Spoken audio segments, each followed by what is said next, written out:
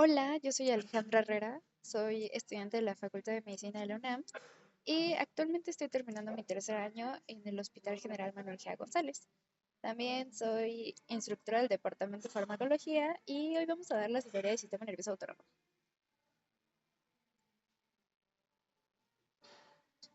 Entonces, para empezar, el Sistema Nervioso Autónomo, ustedes seguramente ya lo vieron en la parte de fisiología, pero en la parte de farmacología nos vamos a enfocar principalmente en los tipos de receptores que activan diferentes moléculas que regulan el sistema nervioso autónomo. Ahora, es importante que ustedes sepan los resultados de aprendizaje antes de empezar el tema. Van a ser cinco. El primero es que ustedes reconozcan el sistema nervioso simpático y sus similitudes y diferencias entre la sinapsis, tanto a nivel ganglionar como a nivel de los órganos efectores, así usando los receptores tanto alfa como beta. En segundo lugar, vamos a ocupar también la parte del sistema nervioso simpático y cómo va a repercutir en la sinapsis de la médula suprarrenal.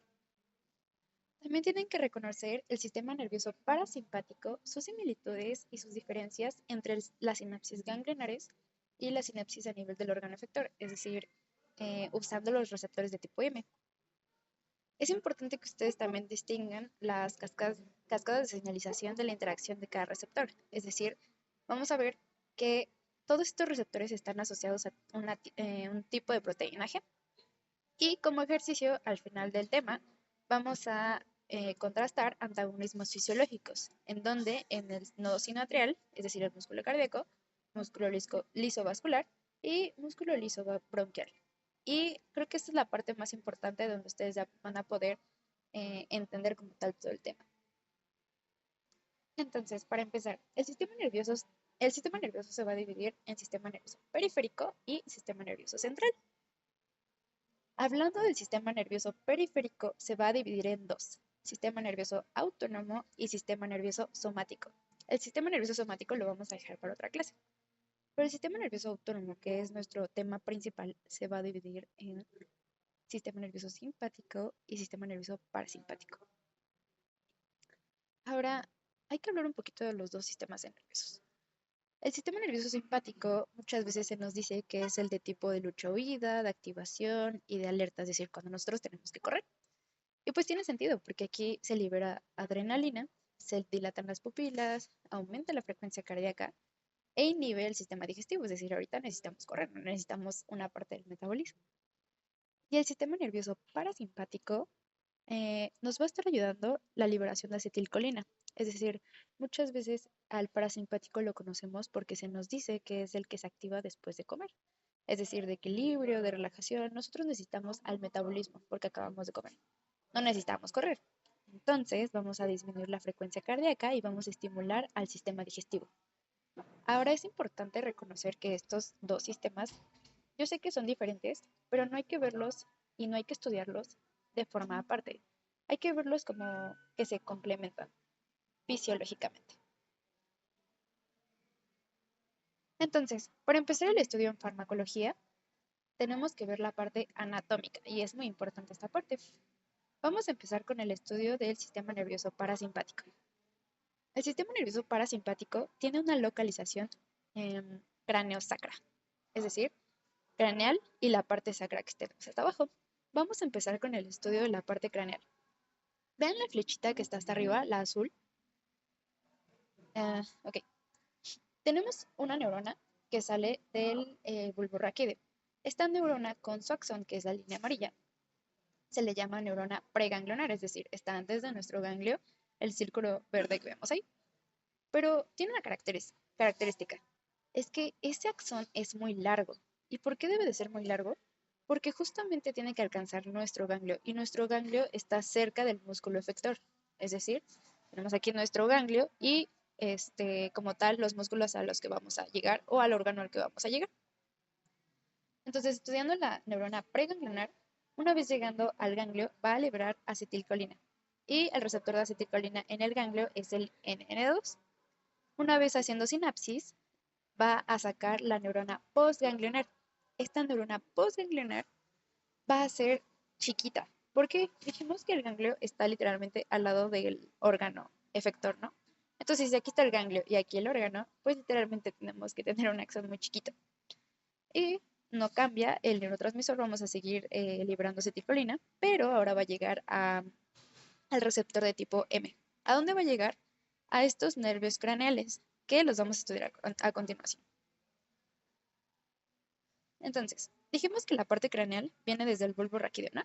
Tenemos muchos núcleos aquí que van a estar sacando sus diferentes tipos de acciones. Tenemos el núcleo de Edinger-Westphal, que es el núcleo del par craneal 3. Este va a sacar su axón preganglionar hacia el ganglio ciliar. Y después la neurona postganglionar va a ir al músculo constrictor de la pupila y al músculo ciliar. Y ahorita vamos a ver las repercusiones que tiene sobre estos. El par craneal 7 tiene su núcleo salival superior y va a sacar dos tipos de neuronas, hacia el ganglio pterygomandibular, que va a ir hacia la glándula lagrimal, y hacia el ganglio submandibular, que va a ir tanto a la glándula submandibular y sublingual. El par craneal 9 tiene su núcleo en el salival inferior. Este va a ir hacia el ganglio óptico y después hacia la glándula parótida.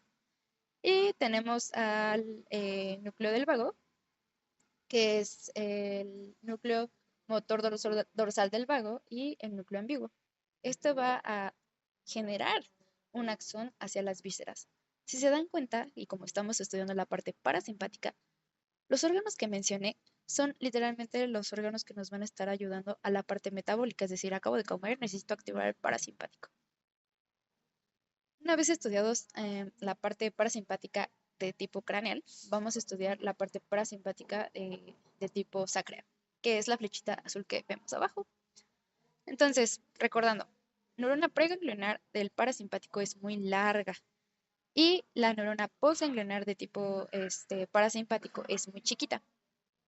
Y esta, en la parte sacra, va a llegar al colon descendente, al recto, a la vejiga y órganos reproductores. De nuevo, estamos estudiando la parte parasimpática, es decir, toda la parte del metabolismo. Una vez estudiado la parte parasimpática, vamos a pasar a la parte simpática. Entonces, vean la flechita solita. La parte simpática tiene una localización toracolumbar, es decir,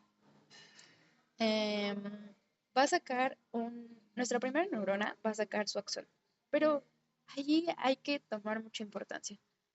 Nuestra neurona preganglionar, es decir, antes del ganglio, va a ser muy chiquita. ¿Y por qué va a ser chiquita? Porque a diferencia del parasimpático, ahora nuestro ganglio, ¿dónde va a estar? O sea, su localización va a estar al lado de la vértebra, es decir, paravertebral. Entonces, si ahora nuestra neurona está aquí y nuestro ganglio está aquí cerquita, necesitamos un axón muy pequeñito. La neurona preganglionar es pequeña.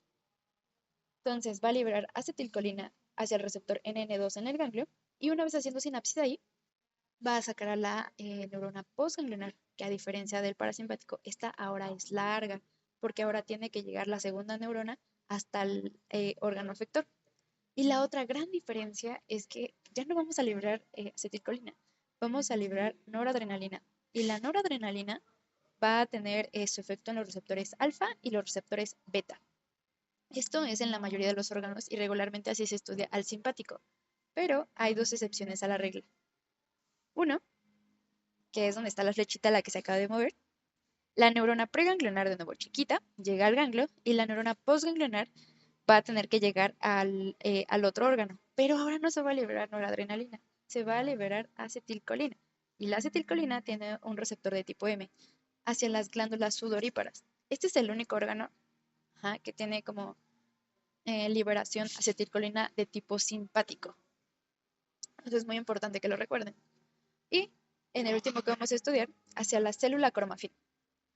De nuevo, preganglionar y una vez llegando a la célula cromafin, aquí no va a haber una neurona postganglionar. Más bien, la célula cromafin va a estar liberando tanto noradrenalina como adrenalina. Estas dos moléculas van a estar viajando en el torrente sanguíneo para llegar a sus diferentes receptores en diferentes órganos. Noradrenalina hacia los alfa y la adrenalina hacia los beta. Regularmente las dos activan a los dos tipos de receptores, pero tienen preferencia para estos. Y su localización la vamos a ir viendo poquito a poquito. Entonces vamos a hacer un ejercicio súper rápido en donde se resume toda la clase. El sistema nervioso simpático y el sistema nervioso parasimpático. ¿Cuáles son sus diferencias? Bueno, la localización del simpático es toracolumbar de T1 a L3. A veces algunos libros dicen que es hasta L2. En el parasimpático es cráneo, la parte 3, 7, 9 y 10 de los pares craneales, y la parte sacra, que es S2 a S4. Y esta parte es muy importante, los neurotransmisores en sinapsis. En la parte simpática, el preganglionar es acetilcolina, pero la parte postganglionar es noradrenalina, en la mayoría de los casos, porque ya vimos las excepciones. Y en el parasimpático, tanto pre como post es acetilcolina. Ahora, ¿dónde está el ganglio? Yo creo que sabiendo dónde está el ganglio, podemos deducir el tamaño de las fibras y todo lo demás. Entonces, la localización del ganglio en el simpático está alejado del órgano, es decir, ¿dónde va a estar? Paravertebral. Y en el parasimpático está cercano al órgano. De ahí se deducen el tamaño de las fibras nerviosas. En el simpático, el preganglionar va a ser corta porque pues literalmente el ganglio está ahí al lado de la primera neurona. Y el postganglionar va a ser larga, a diferencia del parasimpático, que se invierte esta parte. Y bueno, la distribución hacia los órganos. En el simpático va a ser grande, difusa y mal localizada. ¿A qué se refiere esto? Nosotros dijimos que las células con afines van a estar secretando adrenalina y noradrenalina y que van a estar viajando en el torrente sanguíneo a un buen de lugares. Por eso es grande y difusa, o sea, van a ir a muchos lugares. Y la parte simpática es más pequeña y muy bien localizada, porque la parte, por ejemplo, la parte craneal va a ir a ciertos músculos ya predeterminados y la parte sacra de igual manera. Entonces, así es como se diferencia de los dos. Y bueno, la parte de farmacología, los tipos de receptores. El sistema nervioso simpático va a estar activando a los tipo alfa y a los tipo beta. Y el parasimpático va a estar activando a los M, principalmente metabotrópicos. Como ya dijimos, la respuesta del simpático es lucha y huida y el parasimpático principalmente metabolismo. Entonces, enfocándonos en farmacología y en la parte de los receptores adrenérgicos, es decir, la parte simpática, va a ser una familia compuesta de alfa 1, alfa 2 y beta 1, beta 2 y beta 3. Y los receptores metabotrópicos, que es de la parte parasimpática, va a estar conformada por la familia de los M1 a M5. Ahora, estos tipos de receptores están asociados a ciertas proteínas G. Recordemos que hay proteína GQ, GI y GS. Hay una mnemotecnia para que se lo aprendan. Los receptores adrenérgicos son 5. Y la mnemotecnia para esto es KISS. Si se dan cuenta, alfa 1 es Q, alfa 2 es I, y los tres tipos de beta son S. Mnemotecnia KISS. Y en los metabotrópicos, la mnemotecnia es KIKIK. Es decir, con que ustedes se acuerden que el M1 empieza con Q y M2 I, se van a ir alternando de esa manera. Esa es la mnemotecnia KIKIK. Y así es como se lo van a aprender. Ahora, vamos a recordar un poquito sobre sus clases de las proteínas G. Hablando un poquito de la proteína GS, recordemos que hay un receptor transmembranal con 7 dominios transmembranales. Además, estas proteínas G van a estar asociadas a 3 subunidades, la alfa, la beta y la gamma. Cuando estas proteínas G están inactivas, están asociadas a un GDP. Una vez que la hormona, el ligando, se une al receptor transmembranal en la parte extracelular, pues las proteínas G van a cambiar de un GDP a un GTP, como vemos aquí. En el caso de la proteína GS va a estar activando la adenilatociclasa, y esta adenilatociclasa nos va a estar aumentando al segundo mensajero que tenemos, al AMP cíclico. Y un aumento del AMP cíclico va a estar aumentando a la proteína sinasa A, que nos va a estar ayudando a la parte del metabolismo, de la lipólisis, de la glucosa y de la insulina. ¿Y qué pasa con la GI? GI de inhibir, es decir, vamos a inhibir a la adenilatociclasa. Por lo tanto, va a haber una disminución del AMP cíclico. Ahora, para estudiar la proteína GQ, recordando otra vez, es una proteína G que tiene la subunidad alfa, beta y gamma, que están asociados a un GDP cuando no está activado. Una vez activado, el receptor transmembranal va a ir a activar la subunidad alfa con el GTP a la fosfolipasa C. Entonces, la fosfolipasa C va a romper al PIP2. ¿Y en qué lo va a romper? Tanto en el diacilglicerol, es decir, DAG, que le va a gustar y se va a quedar ahí en la parte, en el dominio transmembranal, y al IP3, inositol trifosfato.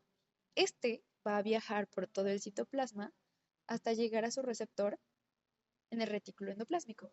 Una vez activado este receptor, va a ayudar a que el calcio que está dentro del retículo endoplásmico, porque recordemos que ahí está, va a ser liberado al citoplasma. Y si lo vemos de esta forma, el calcio unido a la calmodulina, que es otra pues molécula que se estudia, van a ayudar a la contracción. Una vez sabiendo esto, creo que nos va a ayudar a saber mucho de los efectos que vamos a tener en los diferentes tipos de órganos, que ahorita vamos a ver. Entonces, bueno, vamos a ver un poquito y a estudiar cada uno de los tipos de receptores. Vamos a empezar con el tipo alfa.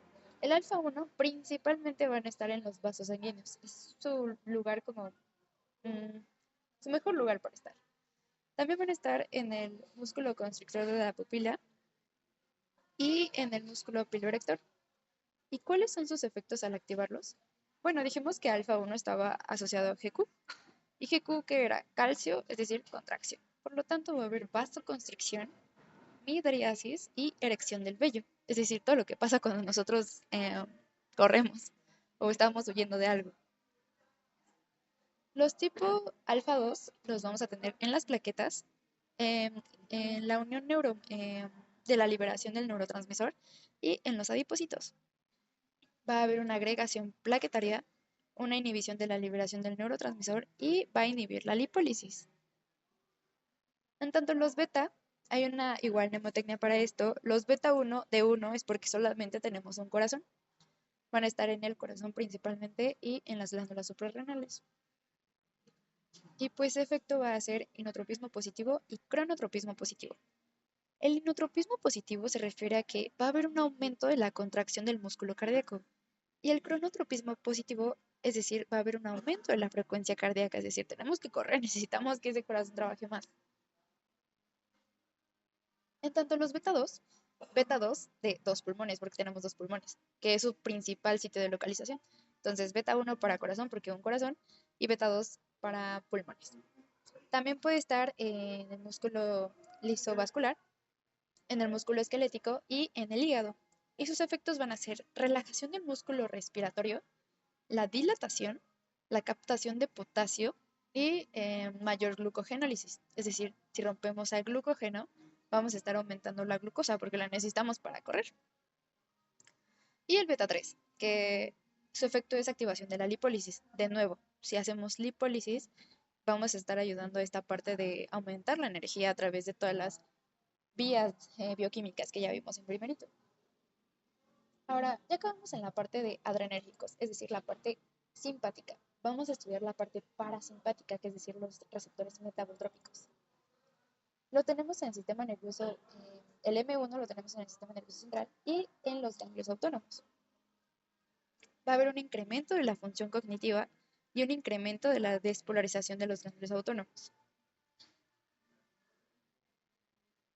El M2 lo vamos a tener en muchos lugares. Vean cómo el M2 está también en el corazón. Y aquí es cuando te preguntas, bueno, ¿no teníamos beta 1 adrenérgicos de la parte simpática? Exacto, sí. Es justo lo que les decía. No vamos a estudiar el simpático y el parasimpático divididos. Los vamos a estudiar como un complemento fisiológico. Entonces lo tenemos en el corazón, en el músculo constrictor de la pupila y en la glándula lagrimal. Sus efectos van a ser inotropismo negativo. Si se dan cuenta, hay una diferencia en la parte de los beta. En el M2 va a haber un inotropismo negativo, es decir, no va a haber tanta contracción del músculo cardíaco. Además, va a haber un retardo de la contracción auricular y ventricular. En el músculo constrictor de la pupila va a haber miosis, a diferencia del alfa 1 que se nos causaba midriasis. Aquí va a haber miosis, o sea, no necesitamos aumentar nuestra captación de visión porque pues no necesitamos huir de nada. Y en el M2 pues va a haber lagrimeo. Cuando estudiamos al receptor M3 lo vamos a estudiar en las glándulas, tanto sublinguales o mandibulares, en la glándula parótida, como ya vimos sus inervaciones a través de esos nervios, en los esfínteres, en el músculo liso de la vejiga y en el músculo de los bronquios.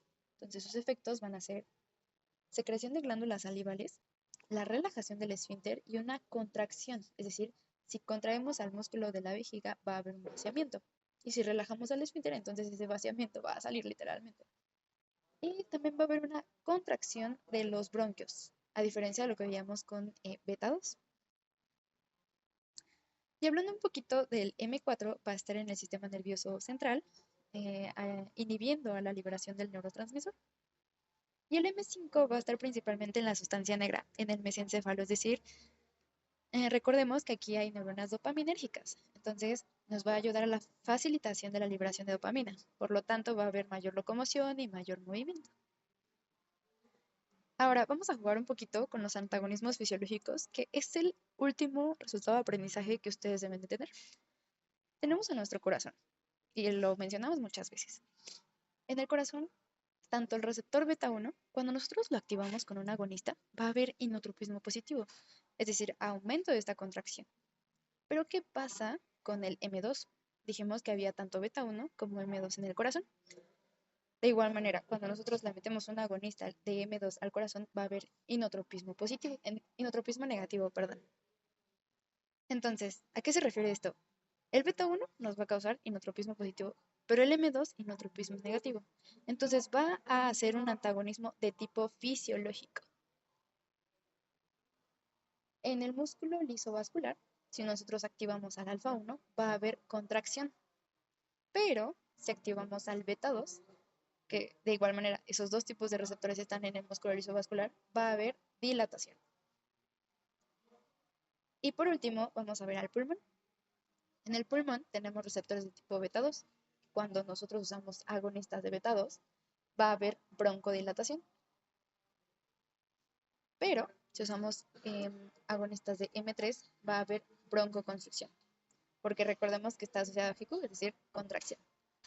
Entonces, vean los antagonismos fisiológicos que podemos tener en los tres tipos de órganos más importantes que tenemos, justamente para que cuando vayamos a segundo y tercer bloque, vean cómo se contrarrestan estas partes, los mecanismos de acción de los diferentes fármacos y los efectos adversos que se pueden explicar muy bien con los tipos de receptores. Y pues eso sería de toda la clase. Mucho éxito en su examen departamental.